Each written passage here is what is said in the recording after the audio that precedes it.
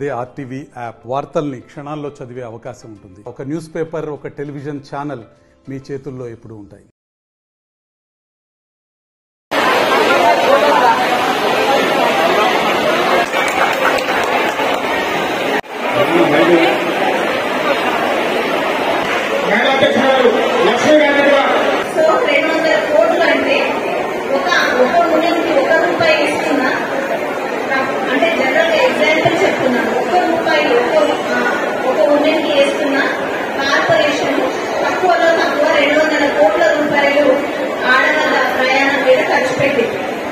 So నేను bus pass expenses అన్ని చేసుకుంటే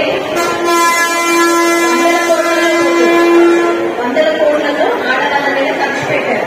మరి ఎందుకోసం పెట్టారు? ఆడవాళ్ళ మీద ఆడవాళ్ళు ఫ్యామిలీని చూసుకోవాలి, పిల్లల్ని చూసుకోవాలి, చిన్నపిల్లలు బాగా చదువుకోవాలి, ఆడవాళ్ళు ఆరోగ్యం కాపాడుకోవాలి, వర్క్ చేయాలి, ఇంటిని చక్కదిద్దుకోవాలి అనే ఉద్దేశంతో ఈ మహిళా శక్తి ప్రోగ్రామ్ లో భాగంగా ఆడవాళ్ళందరికీ ఫ్రీ బస్ అనేది ఉచిత ప్రయాణం అనేది ఇచ్చారు.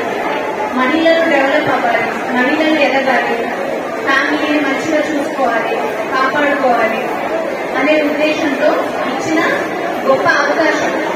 చదువుకోవడానికి, వర్క్ చేయడానికి మంచి అవకాశం ఇచ్చింది గవర్నమెంట్.